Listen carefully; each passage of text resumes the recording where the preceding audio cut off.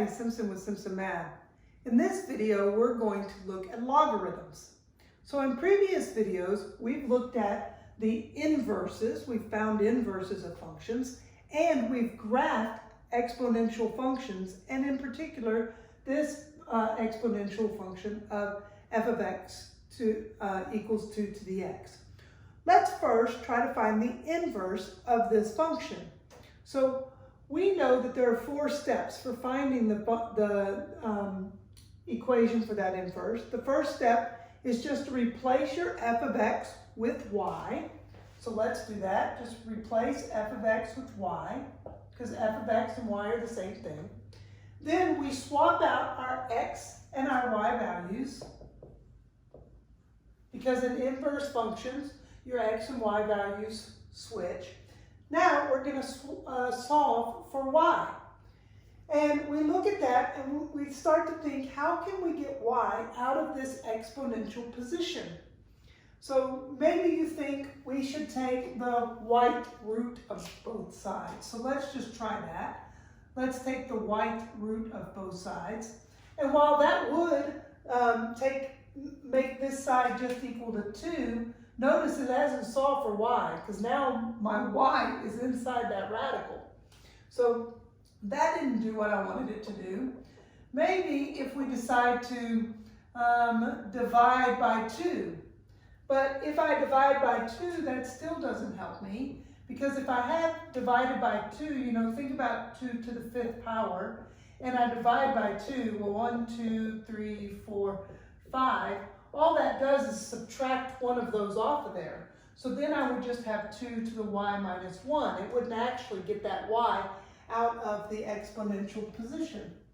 So it turns out that what we need is something called a logarithm to help me get this y out of the exponential position. So the definition of a logarithm says that when we have some base, such as the 2, raised to an exponent, such as the y, and it equals to some x, that is equivalent to, that's the same as, is equivalent to saying log base b of x equals y. So that logarithm is just equal to the exponent. Notice that this exponent is now what it's equal to, and the log of my base with this as my argument. So a little bit of vocab here. This b in our exponential was the base, and it's still the base. And this b here, which if I'm going to be a capital over there, let me make it a capital here as well. That b there is the same as this base here. Those two bases are the same thing. Then my exponent here becomes the answer over there, and the answer here is called the argument in my logarithm. So this is the definition of a logarithm. Let's practice using it for just a minute. Oh, back to here. So what that means is that if we practice using it, my y is equal to log base 2 of x. These two things are equivalent to one another. So now my y is out of that exponential position.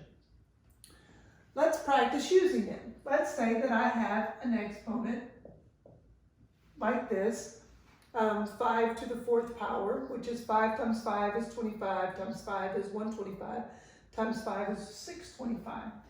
So 5 to the 4th power is 625. We call this exponential form. We have our base, our exponent, and our answer there. I'm going to write that in its equivalent form. So this is equivalent to, Well, I can write log. My base was 5. My base is 5. My answer was 625. That's my argument. Log base 5 of 625. Well, this is just going to be equal to the exponent. In other words, you're asking 5 to what power gives you 625? Well, it was the 4th power. So this log base 5 of 625 is just equal to that exponent. What exponent can I raise 5 to get 625? And the answer is 4. Let's practice again. Do you remember these negative exponents? Remember that just reciprocates it so that I have 1 over 5 cubed, which is equal to, well, 5 times 5 is 25, times 5 is 125. So really this is equal to 125. 1 over 125. Now I'm going to write that in logarithmic form. So this is equivalent to, I can write log, my base is 5. My argument, this is called the argument, my argument is 1 over 125, and that's equal to the exponent. I'm asking 5 to what power gives me 1 over 125? Well, it's going to be negative because I have that reciprocation there, and this is 5 to the 3rd power, so it's a negative 3. Here's another one. This one's a little bit tricky. Here's the cubed root of 64, which we know 4 times 4 is 16 times 4 is 64. So the cubed root of 64 is equal to 4. Well, here we're going to write that in logarithmic form. I put log base. Now this is funny because it doesn't look like it's an exponential form like the other ones.